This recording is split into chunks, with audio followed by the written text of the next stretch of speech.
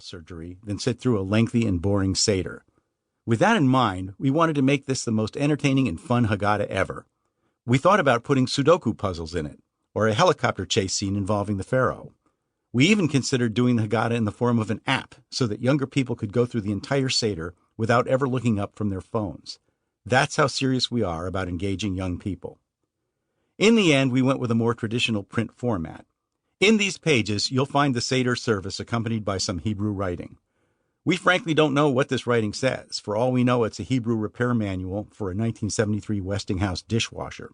We just felt that there should be some Hebrew in here.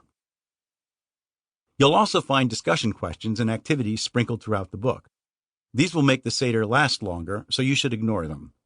We also strongly recommend that you appoint somebody as the Seder leader, with the authority to assign reading passages and assess fines for mispronunciations, slow reading, asking too many questions, etc.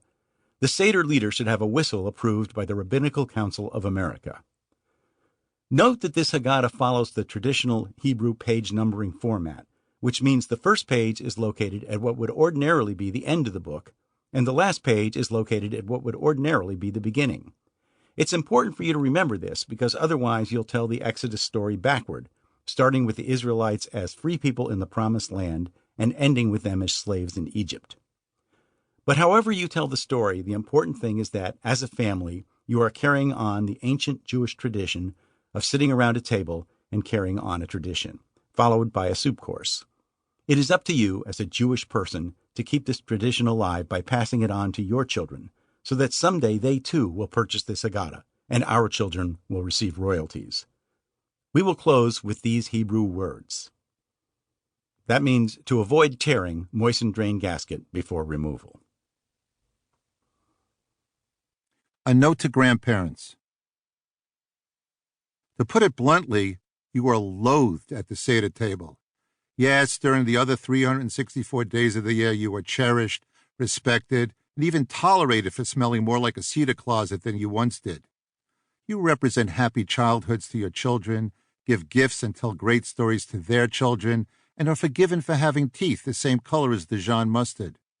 But then, in the time it takes to say, after 40 years in the desert, Moses' breath could melt a pyramid, all that unbridled affection unravels because of your insistence that we read every single Hebrew word of an already long service that stands in the way of partaking in the festive meal. The irony being that these prolonged prayers cannot even be heard above the growling stomachs of the people seated at the table. Hungry adults who have worked all day and battled traffic on their commutes home.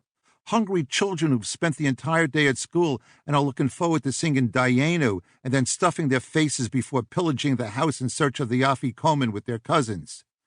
Even hungry pets are eager to forego the ho-hum blandness of store-bought food in favor of a delicacy like a discarded shank bone. Is it any wonder that, according to the polls conducted by the Federation of Rabbinical Theologians, FART, while the rabbis were well aware that the acronym should have been FORT, a contingent of the least mature of them lobbied in favor of FART because it made them giggle.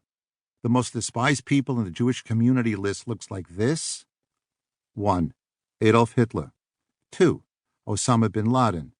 3. Grandparents at Seders. 4. ISIS. Exactly what should be done to stem the mounting tide of disdain and preserve the legacy of this greatest generation? The Federation of Rabbinical Theologians, in conjunction with the recently formed League of United Divine Learned Youth, fart loudly, maintains that the ball is in the grandparents' court. Your choices are threefold. 1. You can keep your mouth shut and adhere to the wishes of offspring whose turn it is to run their own seders as they see fit. 2. You cannot show up to the seders until after the meal when the door is opened and you are dressed as Elijah, which will provide a good laugh for adoring grandchildren, especially if you give them money after their laughs subside. Or 3.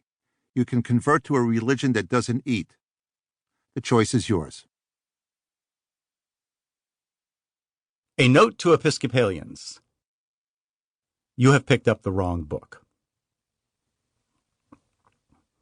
Preparing for the Seder. The first step in preparing your household for the Seder is to get rid of all the chametz.